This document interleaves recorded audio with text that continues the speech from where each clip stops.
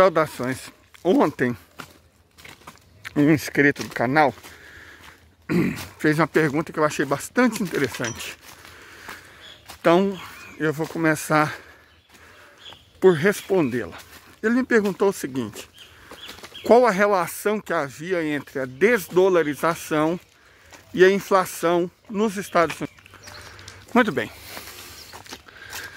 Para a gente entender, nós precisamos de dois conceitos. Primeiro, a inflação. Tem que entender um pouco como a inflação funciona. E segundo, a desdolarização, como ela está operando. Ok, a inflação. O que é inflação? A inflação acontece sempre que você tem uma disponibilidade de moeda maior do que a de bens e serviços, certo? Imagine que você tem um determinado estoque de produtos, de bens, né? E uma determinada possibilidade de serviços. Vamos dizer que isso tudo, a soma total dos bens e serviços, valem 1 bilhão. Se você tem 1 bilhão em moeda, as coisas ficam mais ou menos tranquilas. Agora vamos dizer que um governo tem uma dívida de, sei lá, 500 milhões e resolve pagar essa dívida. Ele imprime mais 500 milhões e paga a dívida. A economia, que tinha 1 bilhão em circulação, vai ter 1 bilhão e 500 milhões em circulação. Só que o valor total das mercadorias continua em 1 bilhão. Para que haja equilíbrio, porque tem que haver equilíbrio, ele surge naturalmente.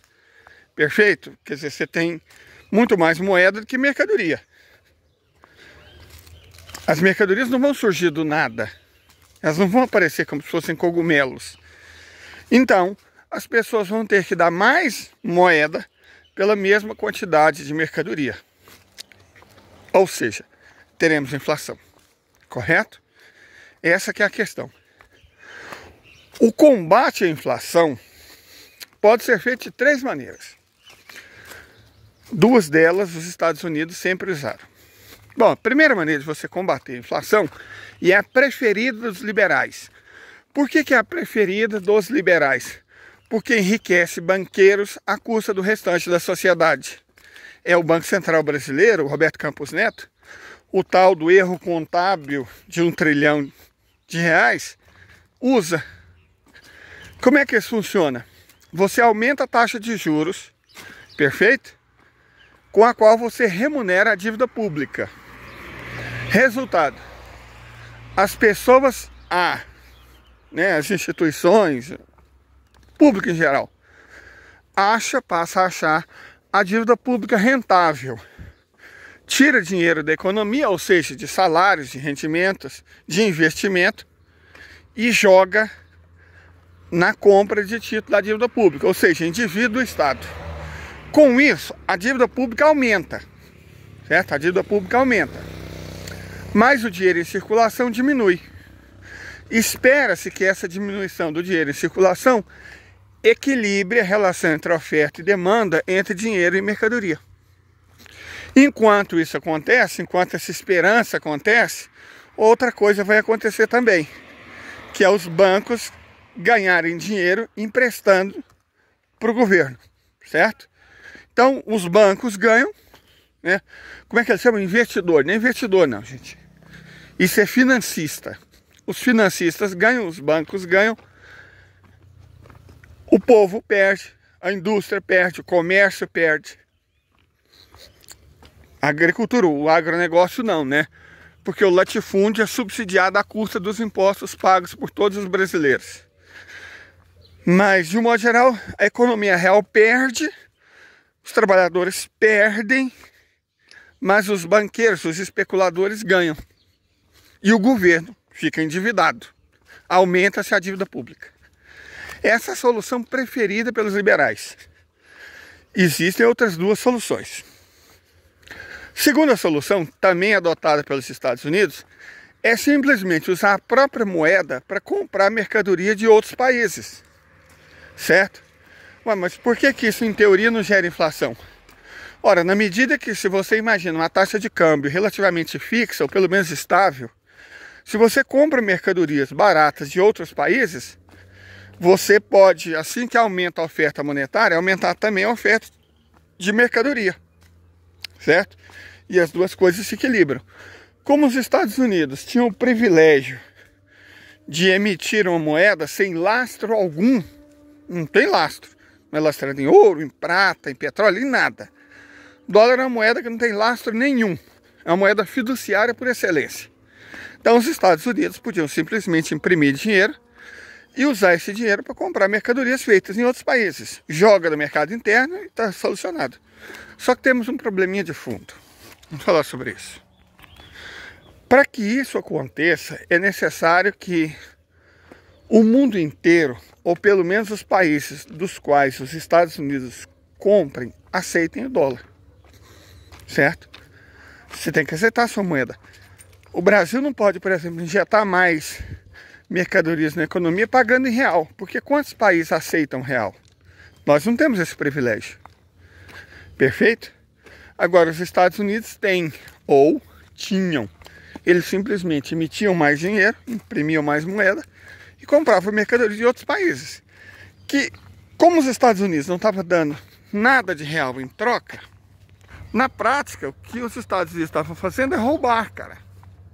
Os Estados Unidos estavam roubando, certo? Isso é roubo. É roubo. Os Estados Unidos estavam roubando a mercadoria dos outros, porque não estava dando nada em troca. Na verdade estava assim, chantagem, ameaça.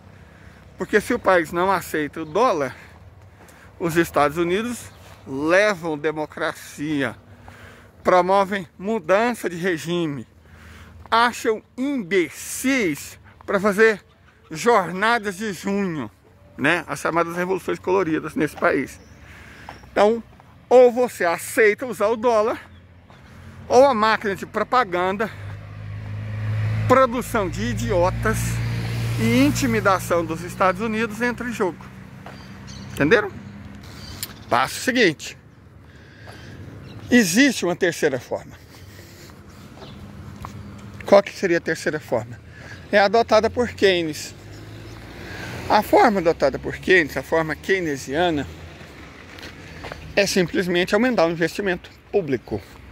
Porque se você aumenta o investimento, tanto público quanto privado, o que acontece? Mais mercadorias ou mais serviços, empregos, vão ser gerados. E com isso, ao invés de tentar atacar a inflação diminuindo a oferta de moeda, você ataca a inflação diminuindo esse ato, ou seja, aumentando a oferta de mercadorias, aumentando a oferta de serviços. Então o equilíbrio passa a se dar não porque as pessoas estão mais pobres e não podem comprar mais, não porque os juros estão mais altos e as empresas não compensam investir. Não. O desequilíbrio é corrigido simplesmente porque o juro menor incentiva o investimento e incentiva o consumo. O investimento sendo incentivado, a produção aumenta. Ora, se a produção aumenta, o hiato entre a oferta e demanda diminui. E aí você também combate a inflação. Só que para que isso aconteça, é interessante que o endividamento público não esteja muito grande. Por quê? Porque senão os juros na prática não caem. Não se confia na oferta monetária, certo? É o que se chama de expectativas inflacionárias. Mas essencialmente a solução keynesiana funcionou bem. Só que o problema é que essa solução keynesiana gera emprego, gera desenvolvimento, gera renda, gera investimento. Ou seja, tira dinheiro dos parasitas do setor financeiro, bancos, agentes imobiliários, agentes de seguro, e transferem para a economia real, que são os trabalhadores, os verdadeiros investidores. Nunca confunde investidor com especulador. As indústrias, o comércio, os prestadores de serviço, o que é tudo que essa laia de parasitas não quer. Entendeu? Uma solução keynesiana, repetindo aqui, faz o quê? Gera emprego, renda, investimento, desenvolvimento. Por que isso é ruim? Isso não é ruim. Mas para especulador financeiro, agente imobiliário, banqueiro, bom, aí é ruim. Porque diminui as chances dele extrair riqueza de forma parasita da economia e, portanto, ficar mais rica à custa de toda a sociedade. Por isso que a solução keynesiana nunca é adotada por neoliberais. Jamais. Eles querem soluções que enriqueçam os bancos, os agentes e especuladores imobiliários, os financistas e toda essa catrevagem de parasitas que a sociedade e a economia real sustenta. Ah, gente, deixa eu mostrar para vocês. Para quem nunca viu, esse é o piqui. Essa é a flor do piqui. Ah, mas que maravilha. Esse é um...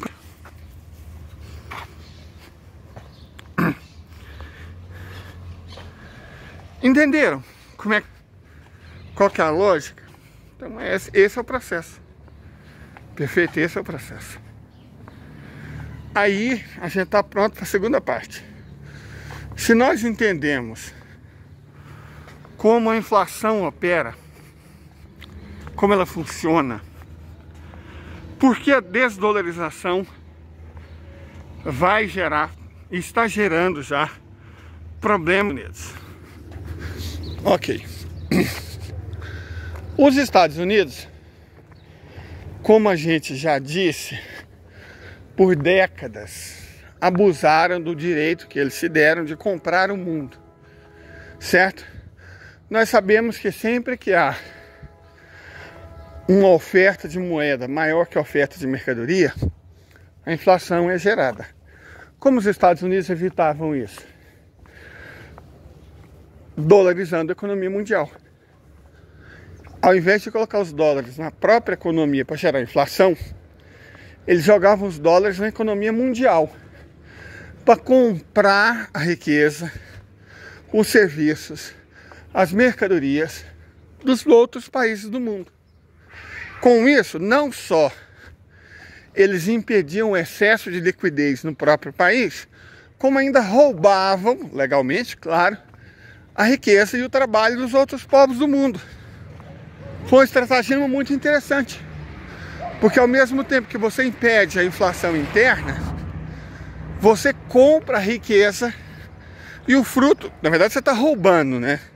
Você rouba a riqueza e o resultado do trabalho dos outros países do mundo. Ao roubar esses países, você os empobrece.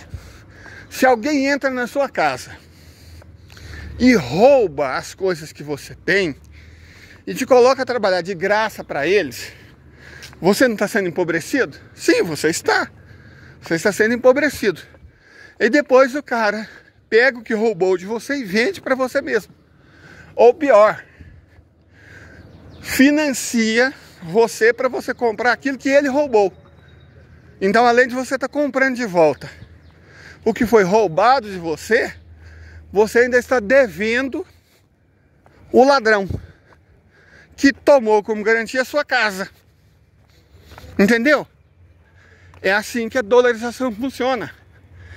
Esse foi o esquema por trás da globalização. Como assim esquema por trás da globalização? Os livros didáticos, eu sei disso porque eu fui professor 20 anos. Eu fui obrigado a ensinar essa merda, essa mentira. A globalização é uma maneira eficiente de mundializar o capital e a produção, porque permite maximizar os custos da produção. Blá, blá, blá, blá, blá. Tudo mentira. A globalização foi uma maneira dos Estados Unidos resolverem dois problemas deles, criando problemas para o resto do mundo. Deixa eu só dar um breakzinho que eu tenho que ver se tem pão.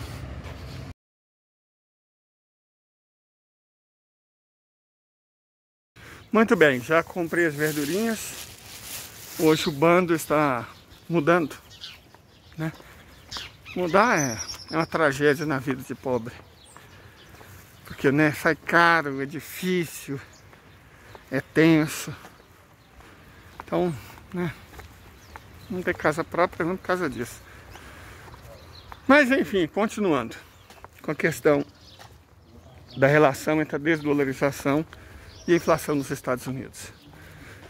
Os Estados Unidos, historicamente, não apenas vem usando a dolarização para roubar o mundo, colocar o mundo para trabalhar de graça para eles e para entregar as riquezas dos outros países para eles, como também usa a dolarização como arma, as tais sanções.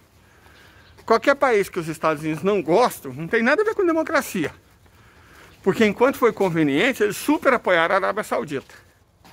Certo? Tem nada a ver com democracia.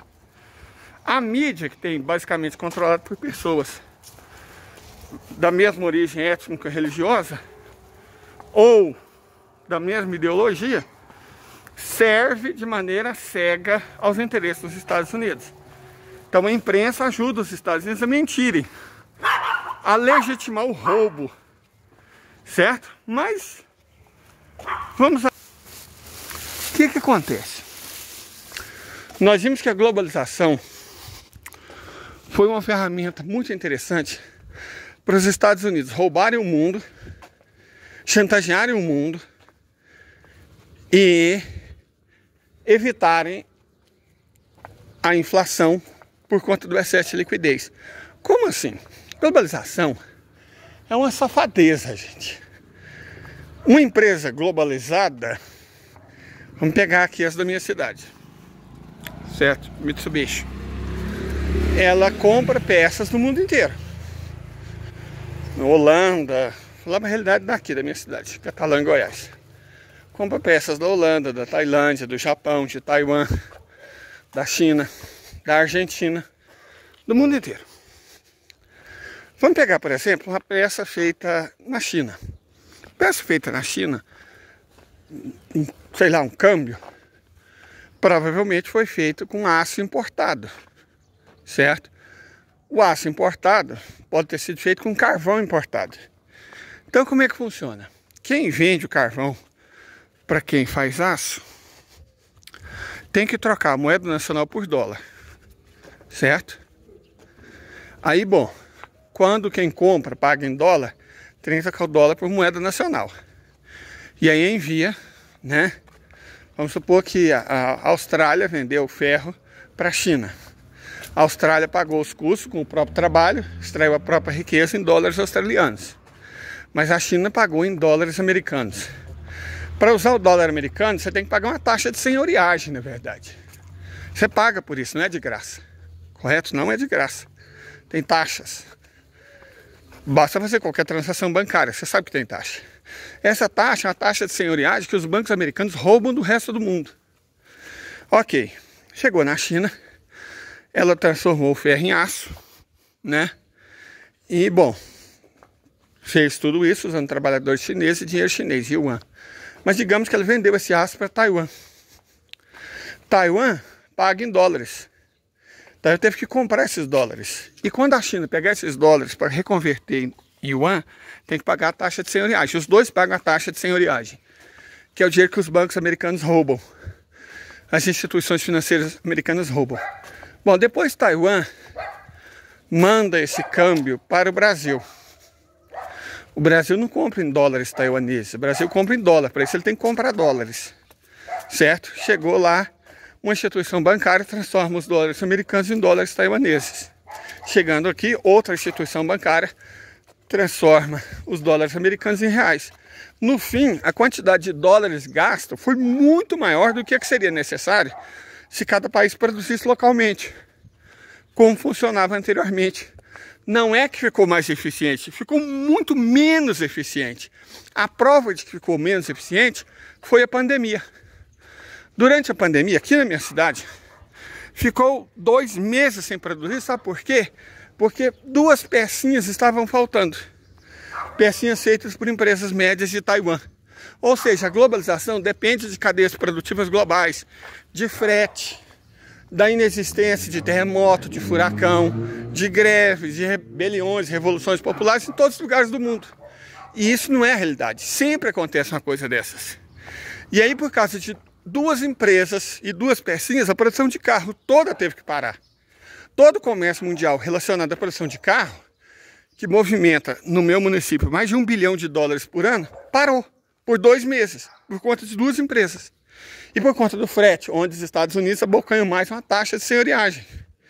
E por conta de seguro, onde os Estados Unidos abocanham mais uma taxa de senhoriagem. Então a globalização é um instrumento safado de gente, né? Os americanos, para forçar o mundo inteiro a usar dólares em todos os processos produtivos, enxugando a liquidez deles. Como assim enxugando a liquidez? Lembra que o excesso de moeda na economia traz problemas? Então, essa que é a questão. Esse é o problema. Eles impedem o excesso de moeda na economia deles, inundando a americana, que não seria útil em outras condições. Perfeito? Agora, à medida que a economia mundial se desdolariza, todos os dólares que não são mais úteis vão voltar para os Estados Unidos. Lá, ou ele se transforma em inflação, porque é mais moeda sem menos produção, né? Sem mais produção equivalente, ou você transformar em dívida. E aí nós temos os dois grandes problemas da economia americana. Entenderam? Qualquer dúvida, gente, sempre que eu puder, eu respondo os comentários da melhor forma possível. Até mais.